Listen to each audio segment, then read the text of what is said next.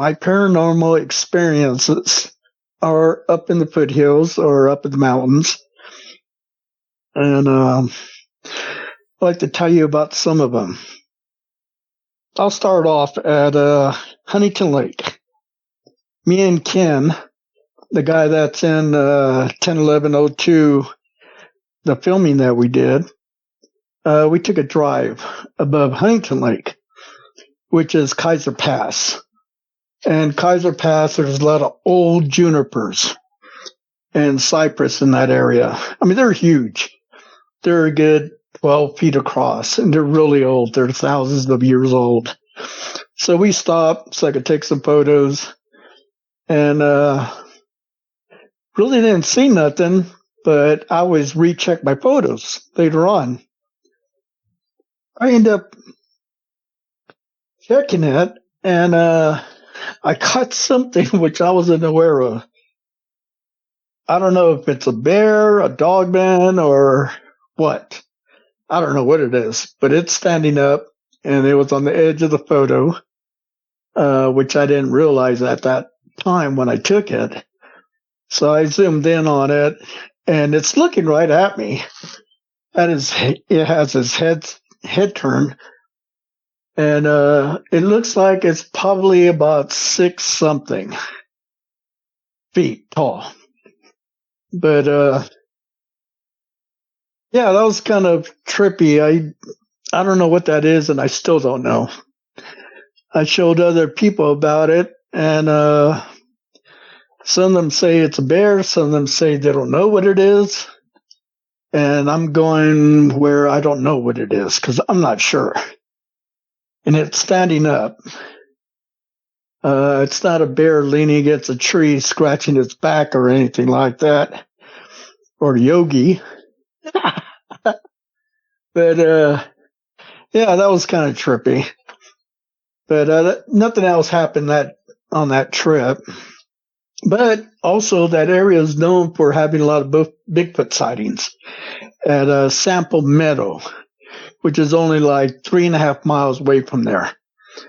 There's been a lot of reports in that area from deer hunters.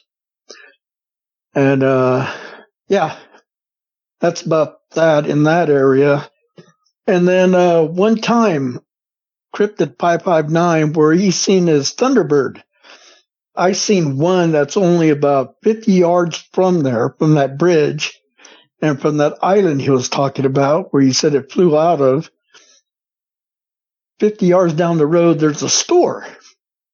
And me and a friend, he lives in Hawaii, he came down, called me up, and it surprised me. He goes, let's go to Pine Flat. He goes, I haven't been there in years. I'm like, all right. So I picked him up early in the morning. So we got there probably about 9 o'clock, 8:30, 9-ish. And there's a little country store. And we got out, didn't take our cell phones with us. So we got out, closed our doors, and all of a sudden there's a shadow going over us. And there's no clouds. Both of us look up. Entered up those pterodactyl, Thunderbird, whatever people want to call it, but it flew about 30 feet above us. And the wingspan was about 20 feet, maybe a little more. Had no hair, no feathers, legs in the back, had a crown on it. Yeah, it just glided right over us, and the shadow covered up the whole car. That was a trip. And both of us just stared at it. We're dumbfounded, like, what the blank is this? And my friend, he's the one that said it was a pterodactyl. And so we end up not going inside the store. This bird-like thing flapped his wings once, and it glided toward the river. The river is probably about a good 75 yards away, 50 yards away. And we could see it. It was gliding with the airflow of the river, because there's a dam probably about 3 miles away or so, probably less than that. So it started gliding with the air, going with the current. So we got in the car. We never bought anything out of that store. So we're going down the road, and the road doesn't go exactly right next to a river. So it's out about a little bit. So we're trying to catch up to it, trying to find it. So we finally got on the turnout, and so we started zooming around trying to find it. We thought we did, we lost it. But ended up, I took a photo of the dam, and I didn't know it till later. I sent it to my friend, and I guess he zoomed on it, and he found it. The pterodactyls on that film is probably about a good 50 yards away from the dam. It's kind of blurry, but you could tell it was huge. Or at least when I was there, on the cell phone, it's kind of hard to tell, but you could tell something's there. And you could tell it was kind of like turning. And, yeah, that was a trip. So now every time I go in that area, I always keep an eye open. I Google Earth the area, what area they might be living at. I found one mountain where there's a cliff on one edge of it. Maybe that's where they're hanging out at. But, yeah, it has to be somewhere near there. And also in the past, back in 1924, I think it is, a newspaper article in Los Angeles had tours coming up here trying to bring hunters trying to kill a pterodactyl back then. And yeah, that went on, I think, till 34, if I remember right. Yeah, they used to bring tours up here. And back then, there was no dam.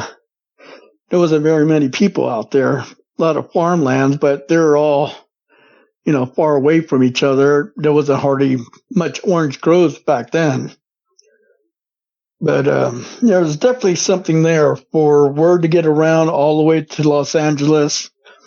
There had to be some reports. And it's on one of the newspapers that they have there. But, yeah, that was kind of trippy. Then, I'll tell you another story. Hensley Lake, which is in Madera County, north of Fresno County. And it's probably takes about 45 minutes to get there from the north side of Fresno. Back then, that area used to be called Pinedale because there used to be a flume that used to go from up in the Sierras, Hume Lake area, come down all the way to Pinedale, which is the north side of Fresno. And there used to be a huge lumber mill there. So that's the reason it's called Pinedale. Now there's, a lot of stores and everything like that. And all the houses in this one area, they're old. They're old. They're kind of like being squeezed out little by little. But anyway, so me and my ex-girlfriend, we went there because the liquor store was on the edge of town. And we're going to go up to Hensley.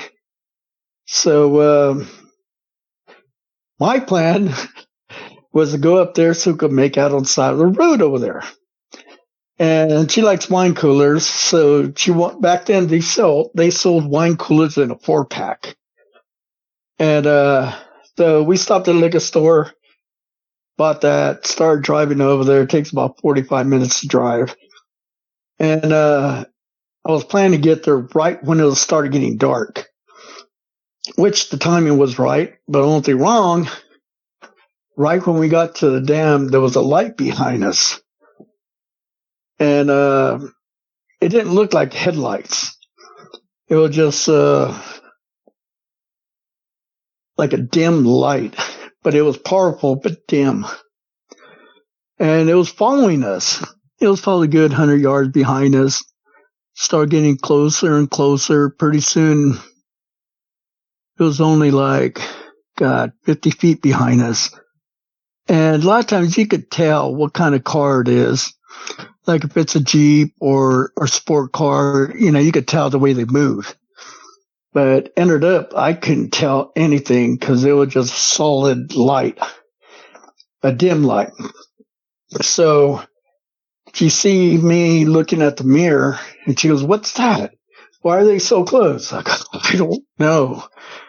I go, "We'll turn out over here where we're planning and we'll make a U-turn there and hopefully they'll go straight."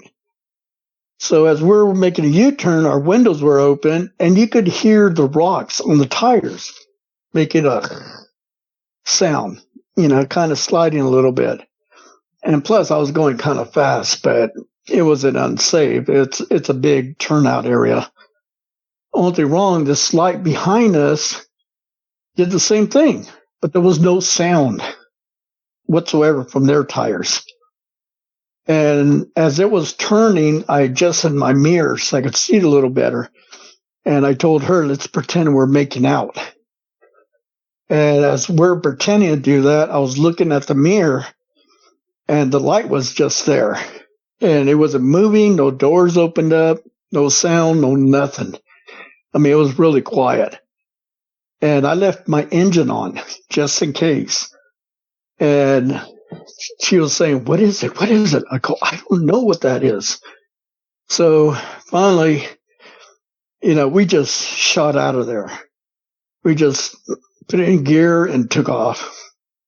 And as soon as I took off, this light was right behind us. And we started getting probably about a mile away from the dam. It started staying back a little bit. And I was thinking, "Oh, good, I'm losing it." So I made a left on this dirt road. And this road's a shortcut to Highway 41. Not really, I mean, you call it a shortcut, but it's still about 15 miles of dirt road, middle of nowhere, instead of going through asphalt, highway.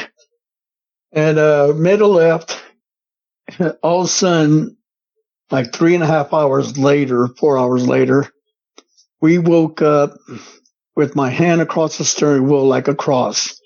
Her head was on her knees, bent down, and all of a sudden she gets up. She screams bloody murder. She was from New York City, so she knew how to cuss pretty good. And she woke me up because of the screaming, and I undid my arms because they were across the steering wheel. And then it was completely dark, and I'm looking at the stop sign. I'm going, "Wait a minute." I go, "We passed this stop sign going the opposite direction. When did we turn around facing this way, and why was the car off, and why didn't anybody see us here?" And wondering what's going on, either sheriff department or somebody. If they see two persons in a car slumped over, why didn't anybody stop? So she's screaming and everything like that. So, God. I turned on the engine. It took me a couple times for it to even start. Finally started. She's going, "Go, go, go, go." Started going down the road. And I'm going as fast as I could. Anyway, as I was driving, she noticed there was a light above the sunroof. And she said, "It's above us. It's above us. What is it? What is it?" And I just glanced up there because I was driving. I go, "I don't know. They're after us. I don't know what it is." So we started going down the road and went down about 15 miles, driving crazy. Then I have to make a left, and I was going a little too fast. I ended up going up the side of the embankment, and I used that embankment as a turn. So start going on that road, and there's cornfields on each side of it back then. And I looked to the left, and I could see that object going across the cornfields, right above the cornfields. And it was probably about 20 feet across, but it was just a light. You couldn't really see an object. It was just a big light. And we finally got to Highway 145. I just slowed down a little bit. There's a stop sign there. I made a left, and this road is hilly. It goes up and down, so you only see headlights, here and there if there's a vehicle coming toward you. And the road is straight, but hilly. So you'll see, at a certain time you'll see a light, then you don't, up and down. So that was going on. There was no light in front of us. And then also we came to this bridge. It's a seasonal creek, and it's probably about 100 or so feet wide. And we started crossing it. Then we got to the end of the bridge. All of a sudden, we're back at the beginning of the bridge again. And she looks at me. She goes, didn't we just... As soon as she said that, I was driving over the bridge again, and we're back at the beginning of the bridge again. That happened 3 times. It took her 3 times for us going over the bridge to finish her sentence. Then we just passed this bridge. And, yeah, it felt like you were driving through Jello. But yet my speed monitor was tacked out. It was going as fast as it could. But if you look to the side, the railings of the bridge, they're just going really slow. And it felt like Jello we're driving through. It was weird, and it was super quiet. And our windows are still down, and there was no wind coming through the window or anything like that. It was weird. But after she finished her sentence, the third time she finished it, it seemed like we broke through some kind of barrier or something holding us back, but we broke through it. And as soon as we broke through it, there was this thing, a little creature type alien on the right-hand side of the road, just enough where I hit it with my vehicle. And before I hit it, we looked at it. She goes, hit that blank, blank, blank. And I ended up hitting it. It broke my tail light, or not my tail light, my little small signal light down below, messed up my grill. My headlight was still good, but the grill of the vehicle was dented up a little. And I slammed on my brakes and skidded for quite some time. And then I told her I'm going to back up, see what I hit. And she's yelling at me, don't, go, go, go. And I go, no, I need to see. So I backed up right next to close to the end of the bridge. And I didn't see nothing on the side of the road, but yet up that dry creek bed, there was a light. And I could see that thing wobbling to that light source, and the light source was probably a good 50 yards away. And I could see it hopping, wobbling. It didn't walk in a straight line, so I must have heard it. But it didn't leave no blood, no skin on the vehicle whatsoever. But I hit that sucker. I know I hit that sucker. So she's yelling at me, get back in and everything.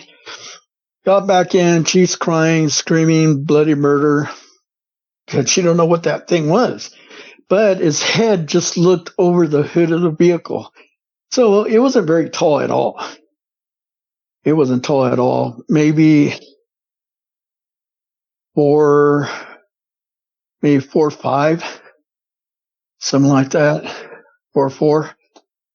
And they had some kind of suit on, like a bodysuit type thing. I didn't see no skin. So it was wearing something. But once I get in the car, she's crying, screaming and everything. There's nobody else around. We start going east toward Highway 41, which is probably a good 20 miles away. So as we're driving, remember this road is straight, but it's up and down. So as we're going on top of the hill, you can see lights in front of us. And I go, oh, good. I was thinking inside, And I told her, okay, you know what? I go, when we see other humans, we know we're safe. And I don't know why I said that. But yeah, I remember telling her that when we see other humans, we'll be safe. So I'm driving as fast as I can so we could pass this vehicle coming the opposite direction. Ended up, it never passed us. And before we got to Highway 41, ended up, this thing went across the field and flew upwards. Ended up, it was that alien object. I thought it was a headlight in front of us in the distance. But ended up, they were in front of us. And, yeah, those suckers, they had me fooled. But yeah, it was in a car.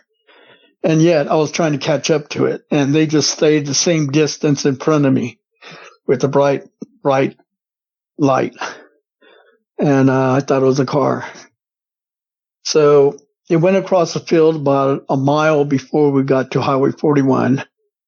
And she's still crying and screaming and everything. Made a right on Highway 41. And back then I lived in Clovis, California. And yeah, I went home. You know, she's crying and we didn't know what happened. But after that, we started having nightmares. Well, at first we thought we were having nightmares. Ended up, when we're asleep, we started remembering things, both of us, the same exact thing. Ended up, when we went down that dirt road, we went down probably about 2 miles. And we're sliding off that dirt road a little bit, going a little too fast. And all of a sudden, the car dies by itself. And it was on a turn. As soon as I started straightening it up a little bit, there was aliens on the road. A whole group of them. Let me see, there's one. There must have been about 12 of them. So we locked up the car, rolled up the windows. I tried starting the car, it wouldn't start. So what we did, we locked our arms together, my right to her left. We interlocked them. And she's screaming, she's just screaming bloody murder. I mean, God, I never heard any female scream like that before. And 3 of them walk to my side of the door, 3 of them walk on her side. And she's trying to hold the door closed, even though it was locked. They opened the door. And they started pulling her out. And I looked at her like, well, I'm not going to stay here by myself.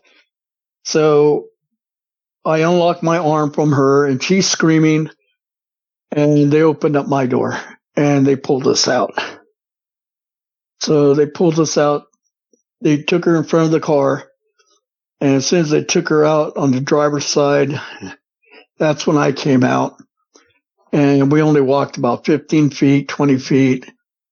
And, yeah, the aliens, these were hybrids. Or not hybrids, they're like robots. Drones. That's the word I want to use. They all turned their heads at the same time. And ended up, there was one guy that was taller. He had blondish hair, real thin. You could see the scalp. And he had sort of like a shirt on, kind of. But it was tight, but there was a collar and a necklace type thing. And I think that necklace was something that he had to have to communicate with us. Ended up, he started talking to us. His mouth never moved. And at that time, we're totally calm. We're just looking at him. He looked different than the other ones, but you could tell he was a hybrid. He was mixed. And he kept on saying, we're not going to harm you. Everything will be okay. We will not harm you. And when he said that, all the other aliens turned around and looked at us. And then we followed them down the embankment toward the acorn craft that was down there.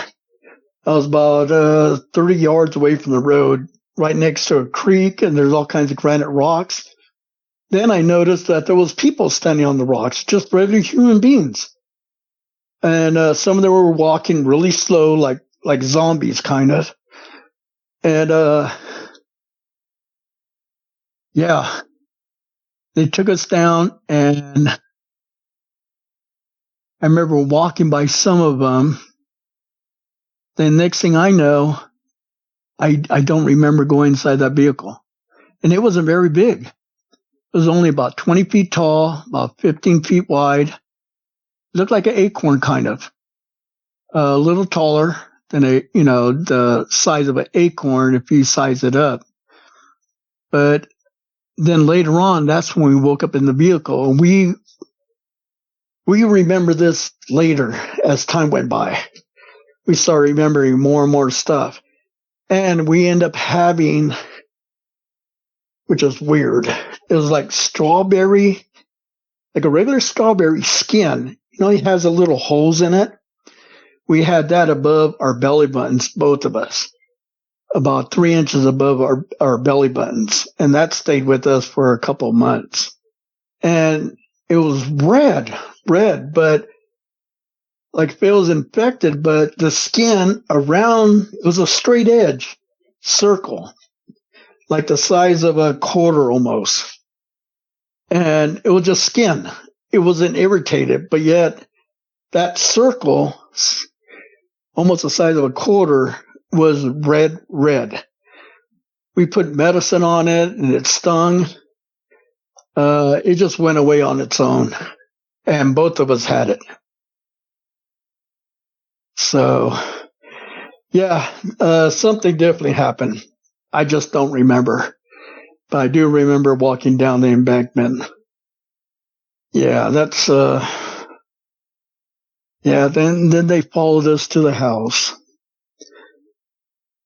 My ex-girlfriend lived next door with her mom and her stepdad. And I met the parents first. Well, the mom. And she told me her daughter was coming down and, could you show her around? Yeah, that's fine. So that's how we got introduced. Ended up, she was at my house all the time. So it was like she lived there. But so we were in sleep one day or one night and she woke up screaming and, I didn't know why. So ended up, she woke up because there was a light in the room. Ended up, there was a portal that opened up on the side of the wall in the bedroom, and she was seeing these alien things walking through there, walking out of it.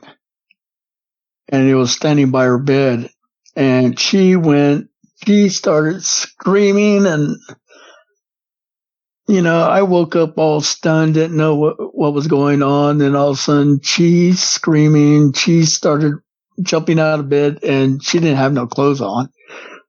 And so I started getting out, running, grabbed some, I think it was shorts or the sweatpants that I got, one of them. So I'm running after her, and these things are just standing looking at us because we had to run by it about 6 feet away. So we ran right by it. I closed the door as I was going out.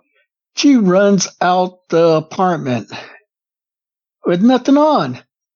So she's screaming bloody murder. And then you can see lights coming on and everything. And it's a long driveway. There are apartments on both sides. There's a pool you have to run by, kind of. And she's just screaming. Lights are coming on. Then they see me running after her. I could hear one guy, leave her alone. I'm going like, oh, God, this don't look good. So I finally caught up to her and calmed her down, went back to the apartment, and I got her some clothes. I think it was a towel or something just to cover her up. So we stayed in the living room. We didn't sleep. And we didn't go in that room whatsoever. So we had to buy all new clothes. Yeah, you could hear things being moved around in the bedroom. But what tripped me out is that they were not smart enough to turn a doorknob. That had me really curious. It's like, okay, if you guys are this smart, don't you know anything about a door of some type where you need to open it, you have to grab something? But they never did. So, yeah, you could hear them here and there as time went by. I didn't go in that room till after when I was about to move out. And, yeah, it was weird. It was definitely weird. I'm surprised people didn't call the cops on me thinking I was trying to do something to her, but that was nothing of the sort. She was just running. She was scared. She didn't care. She had no clothes on whatsoever. She just wanted to get the blank out of there. But,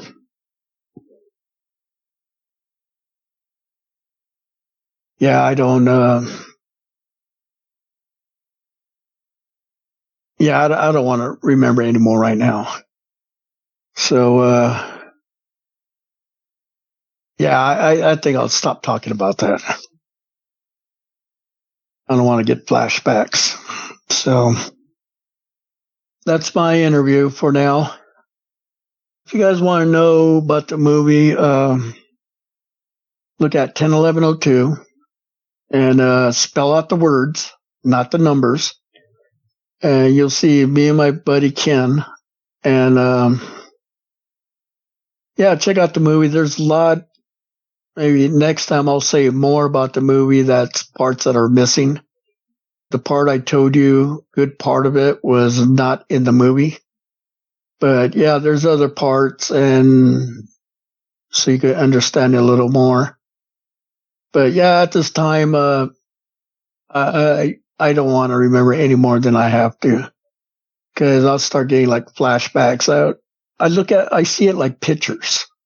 It's like somebody having a book in front of you and, releasing pages. That's the reason I describe it as pictures.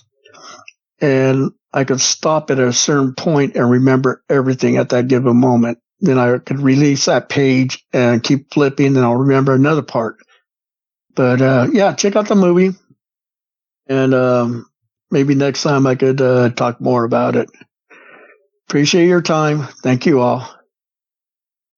If you've had a paranormal experience and would like to be a guest on the show, please contact us by going to myparax.com. That's myparaex.com. Thanks for listening.